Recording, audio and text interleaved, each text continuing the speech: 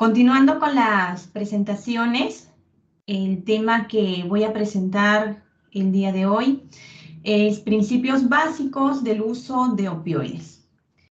Soy la doctora Catherine Quevedo. En cuanto a la declaración de conflictos de intereses en esta exposición, no tengo ningún conflicto de interés.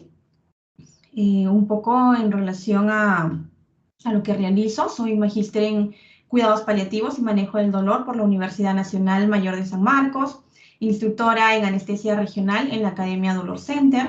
He realizado además un posgrado universitario de entrenamiento en técnicas intervencionistas para el dolor crónico refractario por la Universidad de La Plata, Argentina, además de una rotación externa en el Departamento de Dolor y Paliativos del Instituto Nacional de Ciencias Médicas y Nutrición Salvador Subirán, en México, y soy miembro de la Asociación Internacional para el Estudio del Dolor.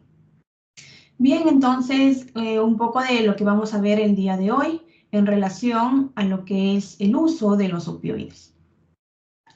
Muchas veces nos llenamos, ¿no?, de preguntas en relación a lo que es el dolor. ¿Qué es lo que lo produce o cómo se puede curar el dolor, ¿no? Son muchas preguntas que nos hacemos, nuestros mismos pacientes nos lo realizan y muchas veces es difícil lograr una analgesia adecuada. Sabemos que el 70% de los pacientes con dolor agudo no reciben una analgesia adecuada. El 40% de los pacientes posoperados van a presentar dolor severo. El 50% de los pacientes con cáncer tienen dolor severo. Y un 30% de los pacientes que presentan ya dolor crónico presentan un dolor severo en un 18%, siendo estos los que no reciben analgesia. Dentro de las causas más frecuentes de consulta por dolor en atención primaria, vemos que es el dolor osteomuscular, ¿no?, en un 70%, seguido ya del dolor neuropático y luego del dolor oncológico. Sabemos también que en relación a la definición de dolor, la IARS nos dieron en el año 79 una definición en relación a una experiencia sensorial, emocional, desagradable, asociada con un daño tisular real o potencial o descrita en términos de dicho daño. Pero ya en el año 2020 es donde se actualiza esta definición y nos hablan ya de una experiencia sensorial y emocional desagradable, ¿sí? Porque es una experiencia, ¿no?, que lo va a tener el mismo paciente, la misma persona, el cual va a estar tanto en relación emocional, el cual va a ser, ¿no?, una experiencia desagradable para el mismo paciente, la cual puede estar asociada o similar a la asociada con daño tisular, el cual puede ser real o potencial, es decir, que nosotros lo podemos ver o quizá también no se puede ver, pero el paciente va a referir dolor. Muy importante recordar los componentes del dolor, que no solo es un componente biológico, sino también hoy en día ya hablamos de un componente espiritual, un componente social, así como también psicológico, ¿no? Muchas veces relacionado a depresión, ansiedad. ¿Dónde se recomienda el uso de opioides? Es algo que nosotros debemos tener muy claro. Sí se ha visto una eficacia cuestionada en dolor crónico no oncológico, pero también se ha identificado una eficacia demostrada en el dolor agudo intenso, en el dolor posoperatorio e incluso en el dolor oncológico. En relación al dolor neuropático, que es un tema más amplio, pero nos mencionan que los opioides no son tratamientos de primera línea en el manejo del dolor neuropático. Como se ve se redactan, ¿no?, muchas de las guías en relación al dolor neuropático, estos están más relacionados quizá a la tercera línea de tratamiento para el manejo de este tipo de dolor. Por lo tanto, los opioides no van a ser primera línea de tratamiento. Es muy importante conocer también las posibles indicaciones, ¿no?, del uso de opioides, sobre todo que se puedan dar en relación a las 4 a 12 semanas en un paciente, con evidencia en nivel 1A en pacientes con polineuropatía diabética o una neuralgia posherpética, ¿no? Como hemos mencionado, lo más probable, una tercera línea de tratamiento. En relación al dolor crónico por osteoartritis, también nos mencionan que tiene un nivel de evidencia 1A, así como también un dolor lumbar, una evidencia 1A. En relación a los lo que se relaciona a las contraindicaciones, ¿no? En el tratamiento con analgésicos opioides, o que quizá no se debería relacionar, ¿no? En este tipo de enfermedades con evidencia 3B. Es, por ejemplo, las cefaleas o la fibromialgia, ¿no? Que si es que nos ponemos a ver más detalladamente el manejo de una fibromialgia, no es igualmente de primera línea los opioides, ¿no? Hay otro manejo, un manejo diferente en relación a este tipo de enfermedad, ¿no? Entonces, como les voy demostrando, ¿no? A través de estos cuadros, los opioides no siempre van a ser la primera línea de tratamiento en dolor no oncológico. Recordar un poco en relación a la escalera analgésica de la OMS, la cual fue detallada en el año ya 1986, donde se desarrolla este modelo para una introducción más simple, progresiva de analgésicos en el paciente, sobre todo con dolor relacionado a cáncer. Como vemos, son 3 escalones, ¿no? Que en un primer momento se describieron. En el primer escalón, ya sea el uso del AINE, del paracetamol, del metamizol. En el segundo escalón ya empezábamos a hablar del uso de los opioides débiles, ¿no? La codeína o el tramadol. Y ya en un tercer escalón, el uso de los opioides potentes, como la morfina, el fentanilo, la oxicodona, la metadona e incluso la buprenorfina. Todos ellos siempre con el uso de coadyuvantes, ¿no? Según este escalón analgésico. Posteriormente ya se habla de un cuarto escalón analgésico, ¿no? Donde ya se hablan en relación a lo que son los bloqueos, ¿no? Las terapias neurolíticas, el uso de estimuladores espinales, ¿no? Que se viene a ser como un complemento, ¿no? Un escalón más en relación al manejo del dolor. Pero en el año ya 2020, se menciona, ¿no? Del retiro de la escalera analgésica de la OMS y sus limitaciones como estrategia para el control del dolor relacionado con cáncer. ¿A qué se debió esto, no? Salió una revisión en el que había una evaluación incompleta de componentes no sensitivos, discriminativos del dolor, la ausencia de un algoritmo específico para el tratamiento del dolor neuropático, como les mencionaba, no, los opioides no son tratamiento de primera línea, la ausencia de técnicas no farmacológicas como el tratamiento intervencionista del dolor o la radioterapia paliativa, que también es un complemento para el manejo del dolor. Entonces, se presenta este artículo, ¿no?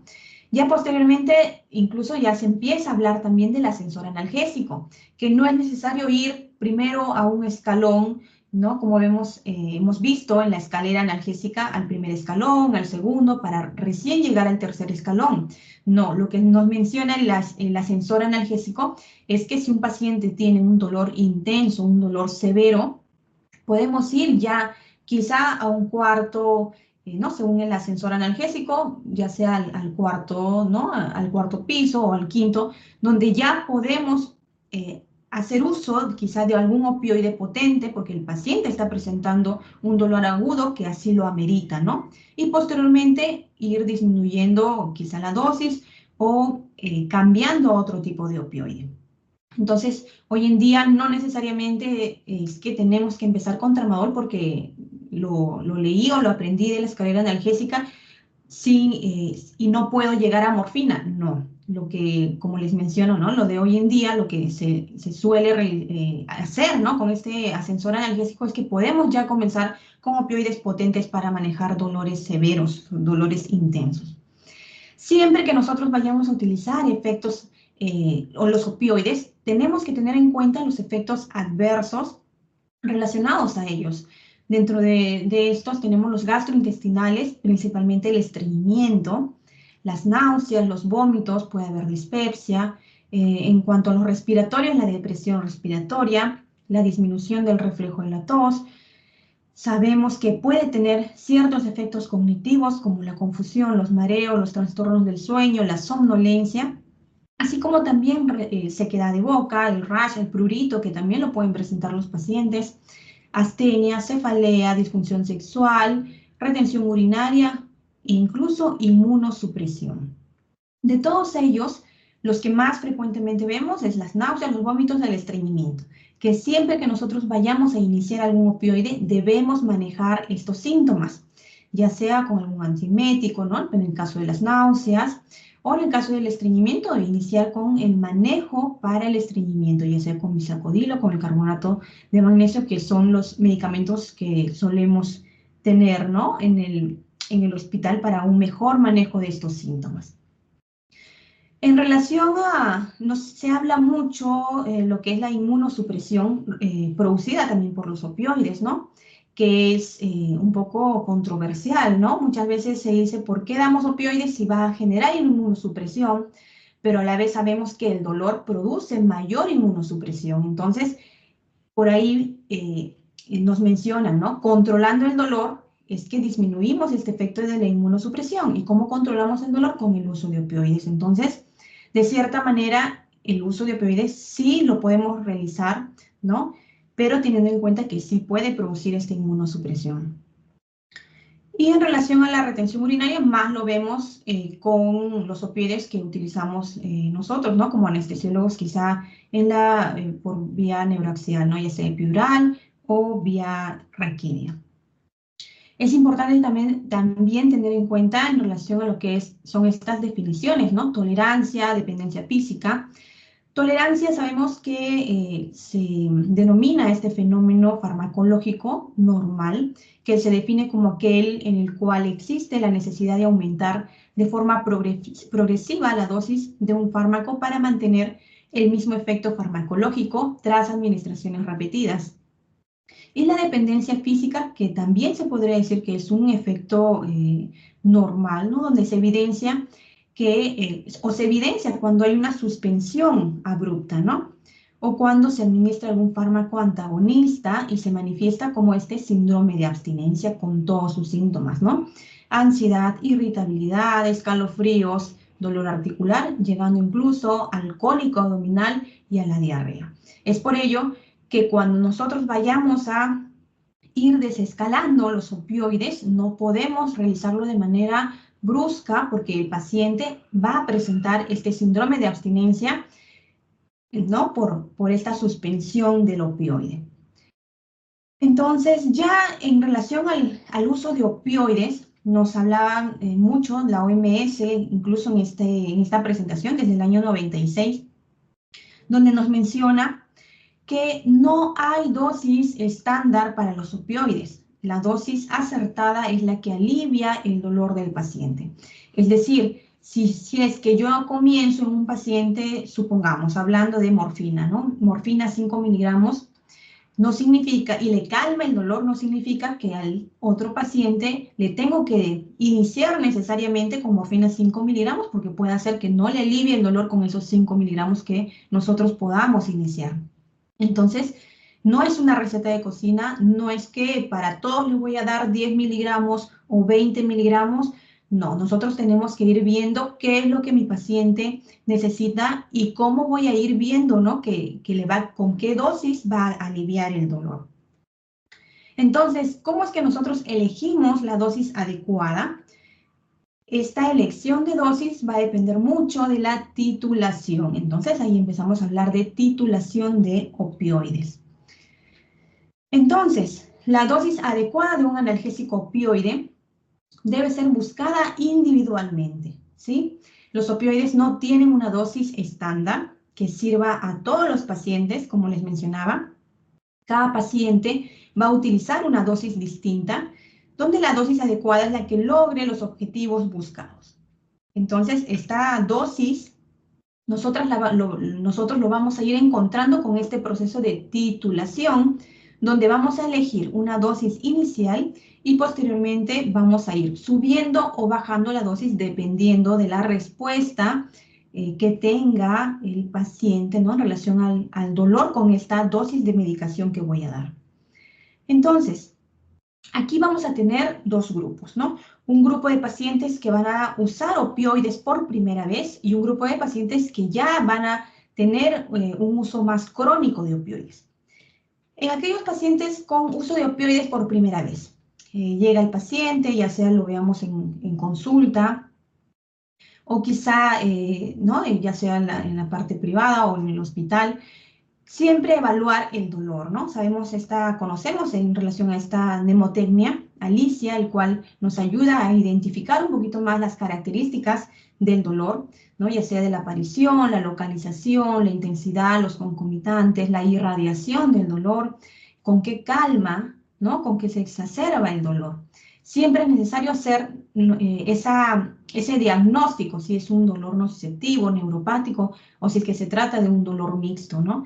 Para nosotros poder iniciar el tratamiento con estos, si es que requiere o no un tratamiento de uso de opioides. Es importante también que cuando un paciente llega, sobre todo por primera vez, realizar una evaluación, ¿no? De riesgo potencial de su uso indebido, el abuso o adicción a opioides. Nos mencionan que podemos utilizar ¿no? Esta tablita en relación a si es que hay antecedentes familiares de abuso de sustancias o antecedentes personales, ¿no? Ya sea también de abuso de sustancias. La edad también es muy importante. Si es una persona joven o ya mayor, ¿no? Tenemos que identificar al paciente que pueda tener ciertos rasgos como para adicción. Es muy importante tener en cuenta las conductas aberrantes cuando nosotros vayamos a iniciar opioides, sobre todo en pacientes no oncológicos, ¿no? Buscar, como les mencionaba, el uso indebido o algún síntoma de abstinencia repetido que el paciente esté presentando, ¿no? Entonces, llega el paciente, evaluamos si está indicado el tratamiento con opioides, si es que nosotros decidimos iniciar algún opioide. Si es así, evaluar este riesgo, ¿no? Asociado con el uso de opioides. Y si se trata de un riesgo bajo, evaluamos el riesgo de sobredosis al inicio del tratamiento, que es muy importante identificarlo. Si se trata de un riesgo bajo, informamos al paciente sobre el tratamiento y sobre todo establecemos objetivos terapéuticos realistas. ¿Por qué? Porque es importante que el paciente conozca que el alivio del dolor o el objetivo que nosotros queremos conseguir es alivio del dolor más del 30%. O una mejora de la funcionalidad mayor o igual a un 30%. Es decir, quizá en la primera consulta o la primera vez que vaya a iniciar estos opioides, no necesariamente vamos a bajar el dolor a cero. Lo importante es conseguir una disminución del dolor más del 30%. Lo demás, ¿no? Vamos a ir titulando hasta llegar a esa dosis que le ayude a controlar mejor el dolor. Entonces, como les mencionaba, vamos a tener dos grupos de pacientes, un paciente sin opioide previo y un paciente con uso crónico de opioides. En estos pacientes sin opioide previo, se empieza entonces la titulación con dosis iniciales bajas, basados en lineamientos prácticos. Es muy importante tomar en cuenta estas variables, ¿no? Si se trata de un dolor oncológico o de un dolor no oncológico, la edad del paciente, la intensidad del dolor, la presencia de alguna disfunción orgánica que también debemos tener en cuenta cuando nosotros vayamos a iniciar algún opioide en paciente virgen a opioide. Sabemos que la dosis de morfina va en el rango, ¿no? De 10 a 60 miligramos vía oral, o su equivalente en otros opioides, ¿no? Aquí ya empezamos a hablar de dosis equianalgésica. Entonces, cuando empezamos opioides, les vuelvo a repetir, comenzamos con dosis bajas. Entonces, en este cuadrito, es un cuadro resumen, donde podemos ver aproximadamente las dosis que nosotros podríamos comenzar, ¿no? Siempre recordar el tiempo de vida media en el cual nosotros podemos dar un opioide, ya sea cada 4 horas o cada 6 horas. Podemos comenzar con codeína, ¿no? Aquí les muestra, ¿no? De 15 a 30 miligramos cada 4 horas, o en caso de tramadol, hay una presentación, ¿no? De 37,5 asociado a paracetamol, o en caso de iniciar con tramadol, que viene la cápsula de 50 miligramos, también lo podemos hacer, ¿no? Puede ser un comprimido cada 6, ¿no? O cada 4, dependiendo, siempre identificando el tipo de dolor, la intensidad es que nosotros vamos a comenzar con este opioide. Igual la dosis de la morfina o la oxicodona vía oral de liberación inmediata. Siempre que empecemos a utilizar opioides, se sugiere empezar con la de liberación inmediata. Cuando ya esté controlando mejor el dolor, recién podemos cambiar al opioide de liberación prolongado, ¿no? En este caso tenemos la oxicodona, la de 20 miligramos, que es de liberación prolongada, y la de 5 miligramos, que es la de liberación inmediata. Entonces comenzaríamos con la de 5 miligramos, que podría ser entre 5 a 10 miligramos cada 6 horas, si es que fuera necesario, ¿sí? Recordar siempre que se ajustará la dosis mínima eficaz en función a la respuesta del paciente.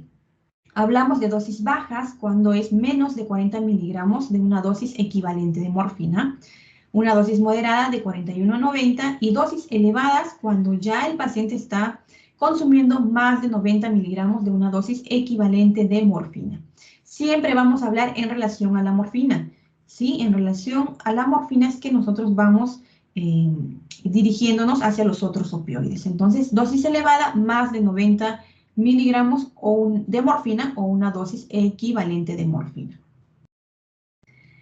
Entonces, en aquellos pacientes ya con uso crónico de opioides o que ya están usando quizá más de 2 años estos opioides, en pacientes que ya han generado tolerancia a estos opioides porque ya tienen tiempo usando estos analgésicos, se calcula la dosis inicial tomando en cuenta la dosis que ocupaba previamente del opioide.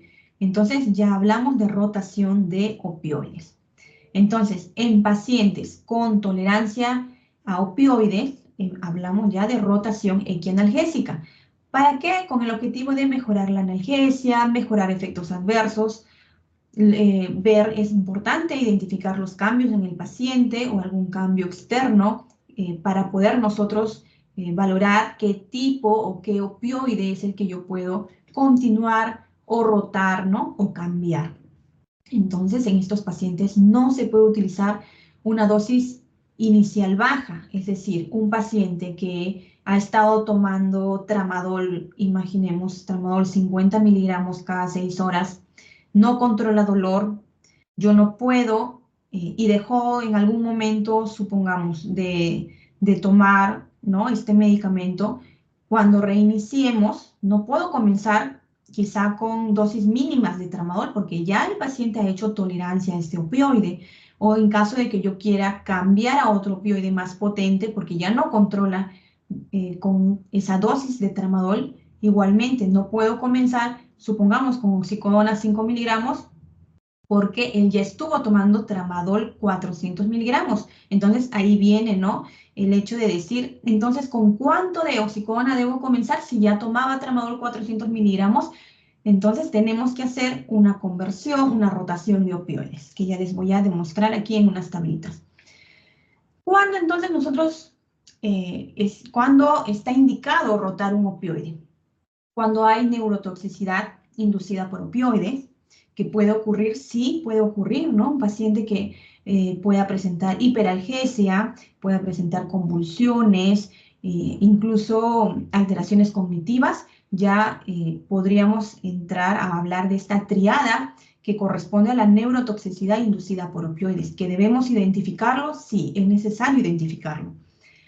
Además, rotamos opioides cuando hay un rápido desarrollo de tolerancia, cuando hay efectos adversos intolerables, es decir, el paciente está tomando algún opioide y tiene persistencia de náuseas, ¿no? Náuseas, vómitos o persistencia de estreñimiento, a pesar de yo haber hecho mi manejo para las náuseas, el manejo para el estreñimiento.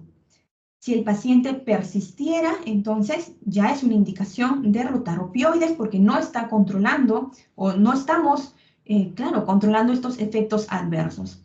Un dolor refractario también es una indicación de rotación de opioides, ¿no? Cuando un paciente llega ya a la dosis techo de algún opioide, ya sea tramadol, ya sea codeína, recordemos que los opioides débiles sí tienen dosis techos, por ejemplo, el tramadol máximo 400 miligramos en pacientes no oncológicos y se habla de hasta 600 miligramos en pacientes oncológicos.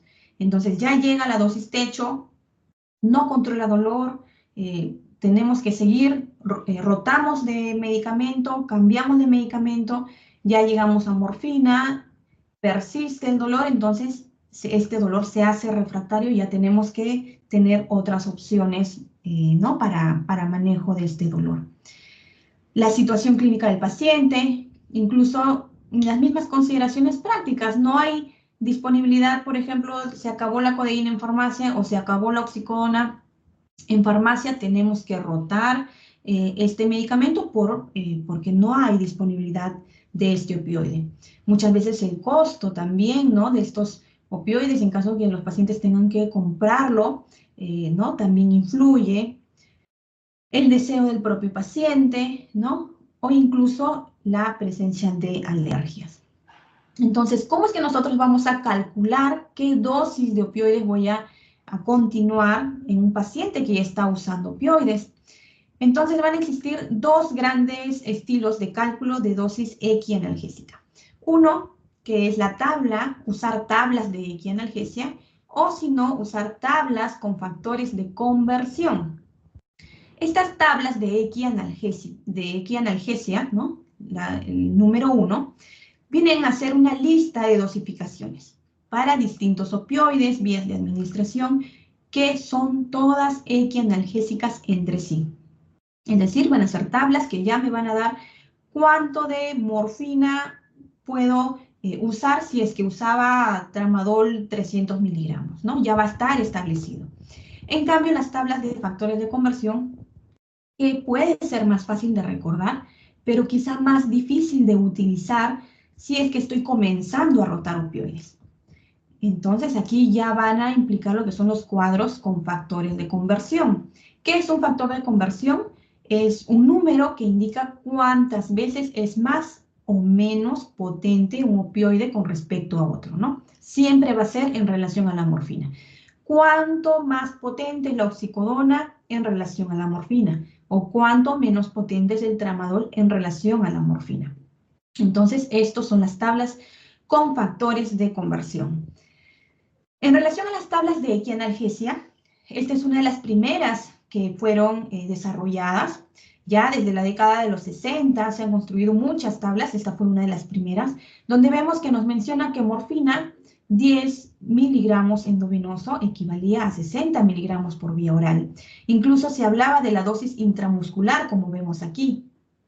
Pero hoy en día ya no se sugiere utilizar la analgesia intramuscular, ¿no?, porque produce mayor dolor, incluso ya hoy en día ya no se habla de una analgesia intramuscular.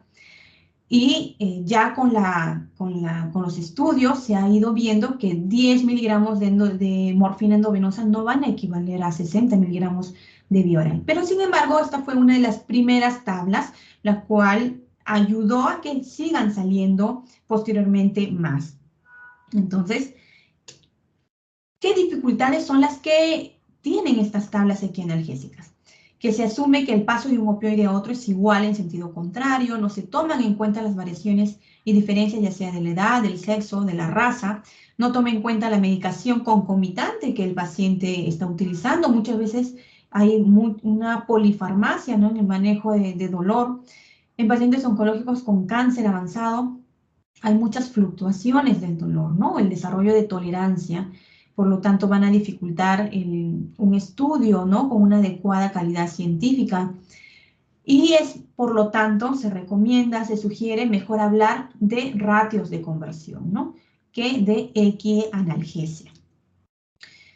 Aquí vemos en una de estas tablas de conversiones que fue más estudiada, tiene mayor evidencia, ¿no?, de McPherson, donde ya nos habla en relación a las dosis equianalgésicas, por ejemplo, de morfina parenteral 10 miligramos en relación a la vía oral, que sería 30 miligramos. De aquí ya empiezan a salir más tablas equianalgésicas que nos ayudan mucho con la rotación de opioides.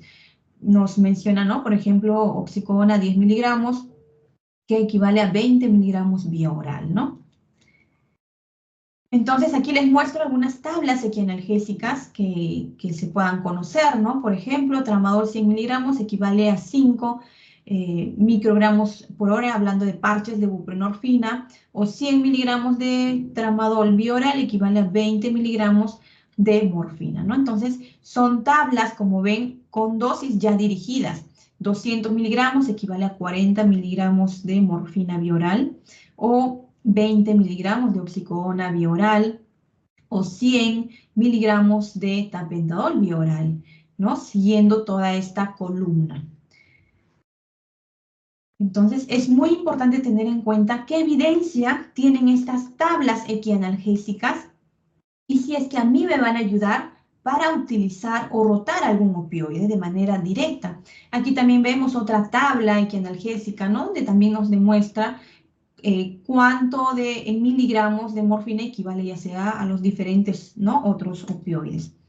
Tenemos este normograma también desarrollado por el doctor Hernández, el cual trazamos, ¿no? Con una línea recta y también nos ayuda a determinar cuánto de morfina equivale el otro opioide que yo vaya a elegir, el cual voy a rotar, ¿no? Por ejemplo, 62 miligramos, ¿no? Acá lo colocan como 62.9 miligramos de morfina bioral, que supongamos quiero pasar oxicodona, equivale a, ¿qué dice aquí? 41.9 miligramos de oxicodona bioral, ¿no? Lo podemos redondear quizá a 40 miligramos, ¿no? Que equivale a 60 miligramos de morfina bioral, o que equivale a 208 miligramos de tapentadol bioral. Entonces, esta también es otra tabla equianalgésica en el cual de manera directa me ayuda a visualizar la dosis del opioide que yo quiera elegir. Esta tabla tiene muy buena evidencia, si se desea utilizar, lo pueden utilizar. Pero en relación a las tablas de factores de conversión, que se sugiere, al menos en mi práctica personal, si es que uno está comenzando a realizar rotación de opioides, quizá lo más ideal sería con estos factores de conversión que nos va a ayudar a orientarnos mejor a la dosis de opioide que vamos a cambiar, ¿no? Entonces ya nos habla de ratios de conversión, ¿no? De factores de conversión. Es decir, conversión a morfina oral, ¿no? Si yo deseo pasar oxicodona bioral a morfina bioral, multiplico por 2, ¿sí? Si es que deseo yo pasar de fentanilo endovenoso a morfina bioral, igual me menciona dividir entre 10. Entonces, nos ayudan estos factores de conversión a tener ya una dosis quizá más directa del medicamento que yo vaya a utilizar, ¿no?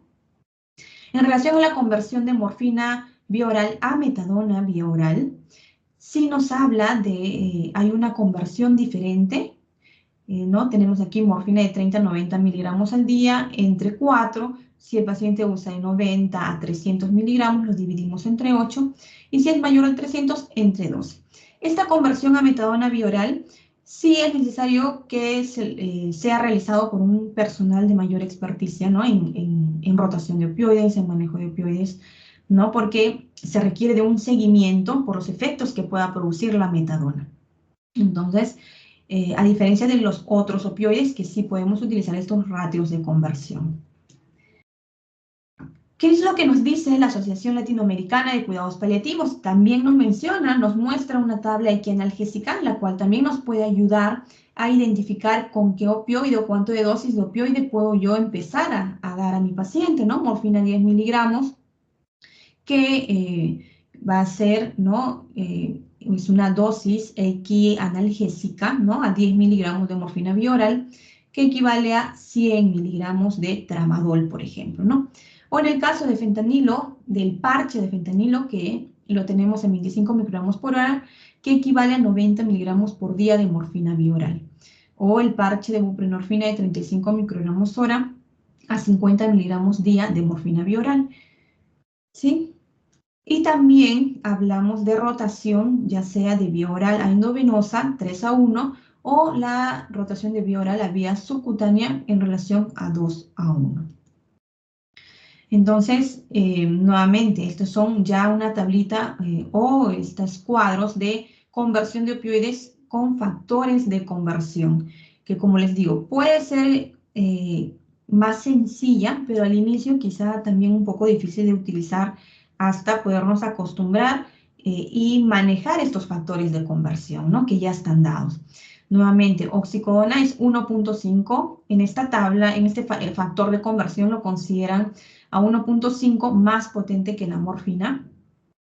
Tenemos el tramadol vía oral, que es 4 veces menos potente que la morfina, o la codeína, que es 6.7 veces menos potente que la morfina. Y por vía endovenosa, el tramadol sí varía, que es 10 veces menos potente en relación a la morfina, o lo que es la buprenorfina, que es 33 veces más potente que morfina. Esta es una de las tablas de rotación equianalgésica que me gusta mucho, que al menos en la unidad de dolor ¿no? del Hospital Rebagliati lo suelo usar, lo usamos para la rotación de los opioides, que nos ayuda mucho, ¿no? Para poder determinar con qué opioide vamos a comenzar o continuar. Entonces, como ven, todos los opioides, ya sea tapentadol, codeína, bueno, aquí no tenemos hidromorfona, la oxicodona, todos antes de cambiar de un opioide a otro tenemos que pasar por morfina, por eso morfina se grafica aquí en el medio, ¿no? Esta es una tabla del doctor Andrés Hernández muy interesante y muy buena, ¿no? Basada en evidencia que nos ayuda a identificar la dosis del opioide. Si yo quiero cambiar oxicodona bioral, supongamos a tramadol bioral, ¿qué hago? Siguiendo estas flechas en esta tablita, oxicodona bioral, tengo que ir a morfina bioral, es decir, multiplicar por 1.5 morfina bioral, y de morfina bioral a tramadol bioral. ¿Qué hago? Multiplico por 4. Igual, si yo quiero pasar de tramadol endovenoso, supongamos a oxicodona bioral, igualmente, paso tramadol endovenoso entre 10, llego a morfina endovenosa, por 3 convierto a morfina bioral y recién paso a oxicodona bioral. Si me dice, pero yo deseo ir por este camino, también se puede realizar, ¿no? Paso por morfina endovenosa, a oxicodona endovenosa y oxicodona bioral. Entonces, es un cuadro, me parece práctico, que si es que lo usamos continuamente, nos ayuda mucho para la rotación de estos opioides. Aquí les dejo este código QR para que puedan descargar estas tablitas de rotación del doctor Andrés Hernández de México, el cual ha desarrollado y nos sí ayuda mucho para poder rotar opioides. Entonces, ¿qué recomendaciones debemos tener para rotar opioides? Primero, calcular la dosis total del opioide en 24 horas. Siempre convertir el opioide a morfina por la misma vía de administración, ¿sí? Es decir, si tengo tramadol bioral, paso primero, como les mencionaba anteriormente, a morfina bioral, ¿no? Que viene según la tabla, ¿no? Equianalgésica que vamos a utilizar. Con la dosis calculada, realice el cambio de vía de acuerdo a la equivalencia, ya sea oral, endovenoso o subcutáneo, ¿sí? Entonces, viendo de acuerdo, si es que yo paso tramadol vía oral, voy a morfina vía oral y yo quiero vía subcutánea, entonces, ¿qué hago? Divido entre 1.5 y paso a morfina subcutánea. Eso es lo que se refiere que con la dosis calculada, realizar el cambio de vía, ¿no? Si es que fuera así la que yo deseo, ¿no? A oral, a endovenoso o subcutáneo. Ahora, si la rotación se realiza por efectos adversos, se sugiere reducir un 25%. Si la rotación se produce por dolor, no se sugiere reducir la dosis. Entonces, esto va a depender mucho del criterio clínico del médico, de ese criterio, ¿no? Que cómo es que él va a observar al paciente, si cree y considera que debe reducir ese 25%, lo va a realizar. Entonces va a depender mucho del criterio y de los síntomas, de cómo vemos a nuestro paciente. No es que por regla general yo tengo que disminuir esta dosis, no, eso va a depender mucho del criterio clínico. Entonces, si se ponen a revisar, que seguro lo han leído, mucha literatura también sugiere disminuir ese 25 hasta incluso un 30% de la dosis del nuevo opioide que estoy rotando. Sí se puede realizar, pero también la experiencia, ¿no? Y esta literatura también nos menciona, si es por efectos adversos, sí reducir el 25%. Si es por dolor, se sugiere no reducir la dosis. Recordemos, siempre debemos dejar una dosis de rescate. Se habla entre un 10 a un 20%, ¿no? Por lo general, debemos dejar siempre al menos un 10% de la dosis total diaria. ¿Cuándo podemos dejar un 20% de la dosis de rescate? Quizás si es que ya es un paciente que usa altas dosis de opioide, generalmente los pacientes oncológicos, podemos dejar un 20% de esta dosis de rescate. Entonces les traigo un pequeño ejemplo, ¿no? Sencillo para poder entender un poco en relación a la rotación de opioides. Este es un paciente, varón de 68 años, con diagnóstico de adenocarcinoma de pulmón derecho, estadio clínico 4, con presencia de metástasis óseas, hepáticas, conglomerado adenopático mediastinal, de antecedentes exfumador, de más de 30 paquetes al año, hipertenso, diabético, cursa con un dolor a nivel abdominal constante, opresivo, no irradiado, con una crisis de dolor de hasta un EVA de 8/10 y un dolor basal de 5/10. Un dolor neuropático de 6/10 también, ¿no? Que el dolor neuropático, recordemos, nos puede, con esta escala de N4, nos ayuda a identificarlo también, el cual se inició quimioterapia. Es un paciente que presenta mal control de dolor y se decide trasladar a emergencia.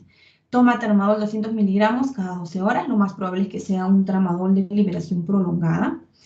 En emergencia, luego de ser evaluado, se canaliza la vía periférica y se inicia morfina endovenosa, ¿no? Entonces, ¿cuál va a ser nuestro objetivo? Rotar de tramadol vía oral a morfina endovenosa. Entonces ya nosotros evaluamos el dolor, es un dolor de severa intensidad, hacemos nuestra mnemotecnia de Alicia, ¿no? La aparición, localización, intensidad, cómo es nuestro dolor, la irradiación, los atenuantes. Calma parcialmente, entonces, tramadol 200 cada 2. Es un dolor somático, neuropático, es un dolor mixto, es decir, un dolor oncológico no controlado. Tenemos entonces nuestra tablita, queremos ir de tramadol vía oral a morfina endovenosa. Antes tenemos que pasar por morfina vía oral. Entonces, ¿cuánto tenemos de tramadol? 200 miligramos cada 12 horas, es decir, por 2. Calculamos la dosis en 24 horas, es decir, recibe tramadol 400 miligramos. Tenemos entonces tramadol 400 miligramos, que es la cantidad administrada total en 24 horas de este opioide original. Pasamos a morfina vía oral. ¿Qué es lo que nos menciona este cuadro, esta tabla? Dividir entre 4. Entonces, entre 4, cuando es menos potente. ¿Tramadol es menos potente que morfina? Sí. Entonces, entre 4 sería 100. Entonces, siempre recordar si es el dolor, si la rotación se hace por efectos adversos o por dolor, no reduzca la dosis. Eso es lo que nos menciona lo que es la Asociación Latinoamericana de Cuidados Paliativos. Y no olvidemos dejar siempre un 10% de la dosis, ¿no? Dosis de rescate, un 10% de la dosis total diaria. Entonces tenemos morfina vía oral, que nos faltaría pasar a morfina endovenosa. Tenemos entonces 100 miligramos, que es la dosis diaria equivalente de morfina por la misma vía del opioide original. Entre 3 sería morfina 33 miligramos endovenoso. Entonces, sabemos que en relación a la morfina, las ampollas que tenemos son las de 20 miligramos y las de 10 miligramos. Puedo dejar siempre redondeando a un número menor, ¿no? Siempre de preferencia redondear a un número menor, es decir, 30 miligramos de morfina. Entonces puedo dejar morfina 10 miligramos cada 8 horas endovenoso, siempre nuestra dosis de rescate. En este caso estamos hablando de morfina en 24 horas 30 miligramos, por lo tanto el 10% sería 3 miligramos endovenoso, condicional a un dolor intenso.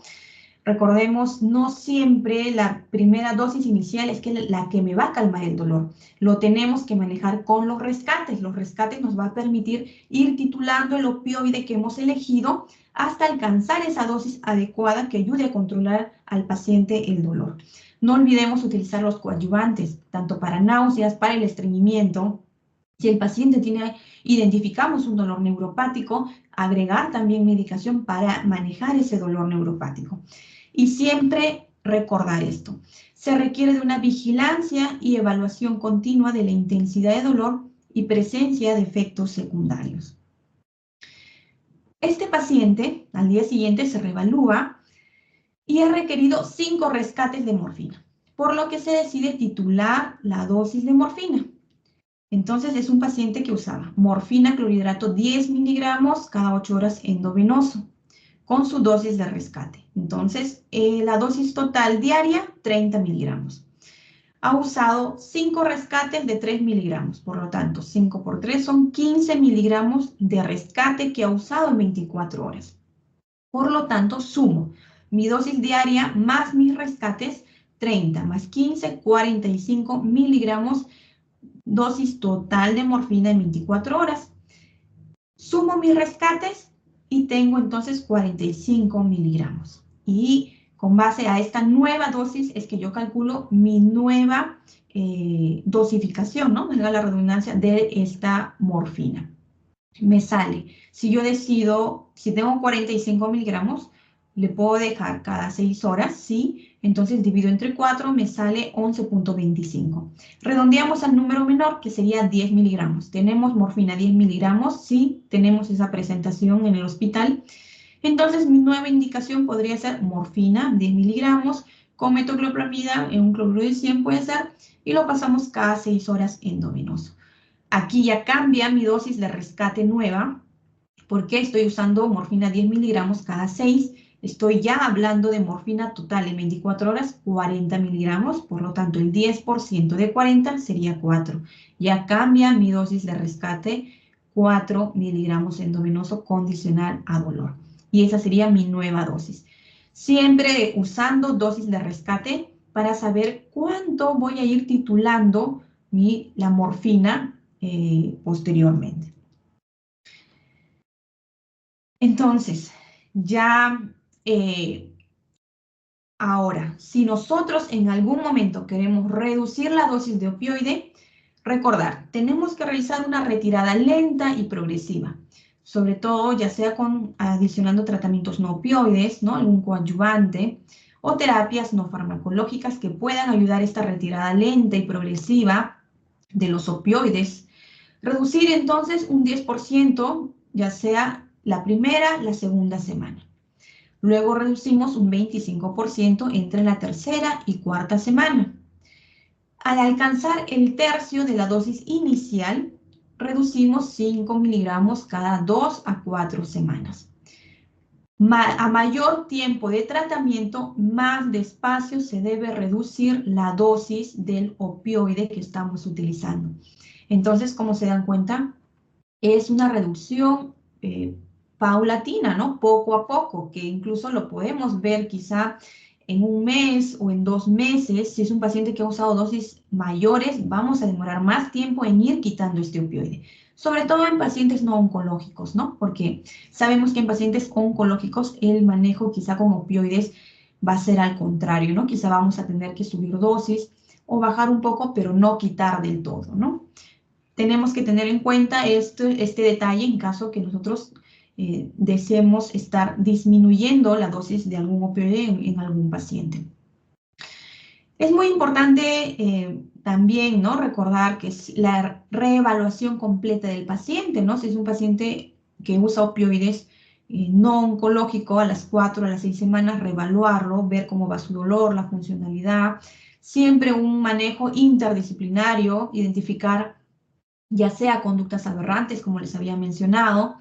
Si todo va yendo bien, consideramos que el dolor se está controlando, podemos ir disminuyendo dosis, entonces disminuimos de manera lenta y progresiva el opioide y buscar otras alternativas terapéuticas si así fuera.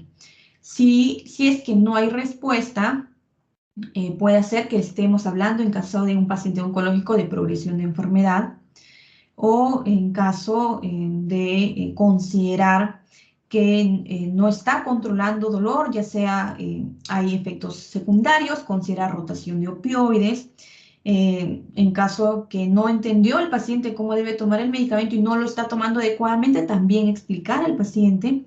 Si hay mucho componente emocional o hay alguna conducta aberrante identificada, es necesario también derivar a salud mental y ajustar también las dosis, las pautas, identificar este paciente. Entonces, como les menciono, es un trabajo interdisciplinario que debemos ir de la mano, ya sea con psicología, con psiquiatría, ¿no? Con rehabilitación, para ayudar sobre todo a controlar de mejor manera el dolor y no ir escalando también usando muchas dosis del opioide en caso no sean tan necesario, ¿no?